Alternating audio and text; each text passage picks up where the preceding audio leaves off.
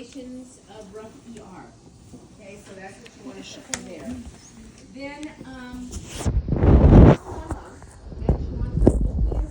the membrane of the Schwann cell is called the neurolemma. Okay, so, and that's different from the axolemma. The axolemma is a membrane on the axon. Okay, the axon collateral is the branch that comes off at the node of Ranvier. Now, you may be asking, where the heck is she getting this stuff? Turn to page 152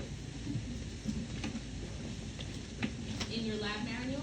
On 152, you can see on that diagram where the neurolemma is located. Okay, the neurolemma. And then you can see the axolemma. So those two membranes are different from each other. Now on page 153,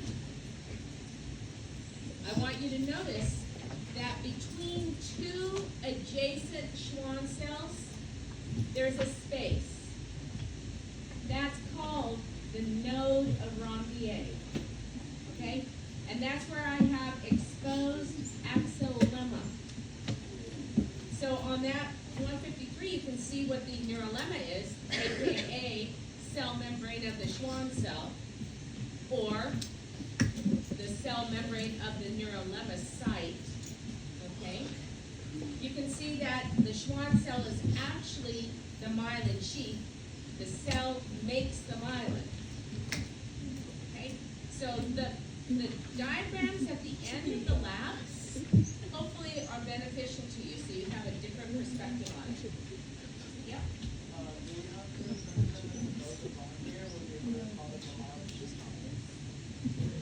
The what? Did you see that somewhere? They call it a myelin sheath gap, okay? I've never heard of such a thing, but I'll accept it. Thank you for bringing it to my attention, I have no idea. Okay, part B. Okay, so part B, the three structural types. Let me go across. First one is unipolar. Number of processes, 1. Uni means one whole. Location, it's in the PNS, and then specific location in the dorsal root ganglion. Okay? For the bipolar, number of processes, 2.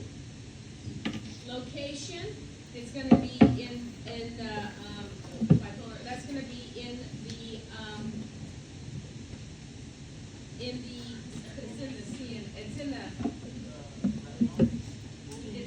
retina and in the olfaction. I'm going to call it CNS. Okay. Specific location, olfactory mucosa, and the eye, the retina of the eye. Structural type, third one, multipolar. Number of processes, multiple. Location is going to be in the CNS. And then specific location, there's going to be the gray matter. Okay? Now the functional types, what they're asking for would be the terms sensory, interneuron, and motor. So sensory is going to be unipolar and afferent. So another term for sensory is afferent. The motor is going to be the efferent. And it's going to take the information to the glands, to muscles and glands. Okay, so part C. Number 1, the nucleus of a neuron is located in the center of the soma. Number 2, myelin is made up of the membranes of the oligodendrocytes in the CNS or the Schwann cells in the PNS. Number 3, axons carry impulses away from the cell body. Number 4, the unipolar and bipolar neurons are always sensory. Number 5, the bipolar neurons can be found in the retina of the eye. Number 6, Schwann cells are only found in the peripheral nervous system. Number 7, myelin increases the conduction velocity. Number 8, the node Rambier or the myelin gaps is an interruption in the myelin sheath which enhances conduction velocity by allowing saltatory conduction. Number 9, membranes and therefore myelin are made up of phospholipids or lipids and protein. Number 10, vesicles are membrane-bound sacs that contain neurotransmitters. Number 11, the cell bodies of neurons often cluster together. Clusters of cell bodies in the CNS are called nuclei, or nucleus, and in the PNS, these clusters are called ganglia. Number 12, synonyms for sensory and motor are afferent and efferent. Number 13, Nissl bodies are clusters of rough ER and are responsible for the synthesis of neurotransmitters. So now we're looking at the multipolar neuron. I'm going to go ahead and go through each number. Just double check that you got those correct. Number 1 is a dendrite. Number 2, let's see, I'll just go in sequence. So number 2 would be the mitochondrion.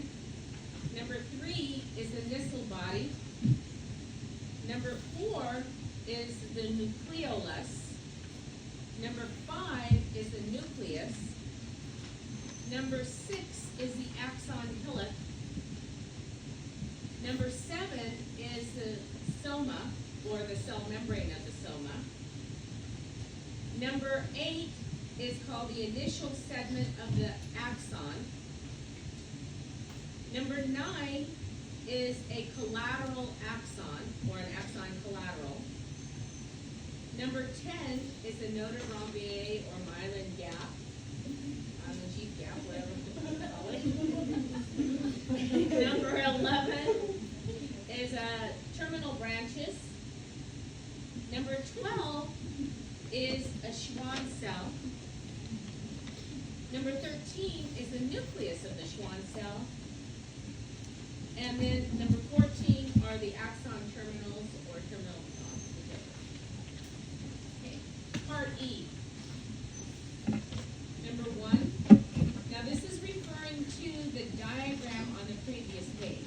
Okay. So the outer membrane of number 8. So I'll go back and look at that. That outer membrane is actually part of my initial segment of the axon. So that's called an axolemma. Okay. Then number 2, what is contained in the vesicles in structure number 14, and that would be then neurotransmitters. Number 3, what cell forms the myelin sheath in the PNS and which one in the CNS? So in the PNS it's the Schwann cell. In the CNS it's the oligodendrocyte. Number 4, what is structure number 3 composed of? So number 3, looking at the previous page, that it would be a Nissl body, so that's going to be then, let me just double check number 3. Yeah, that's Nissl, number 3. So that's going to be rough ER. Number 5, what is the function of regions such as number 12? So number 12 would be then a Schwann cell. It's going to produce myelin to increase the speed of nerve impulse transmission.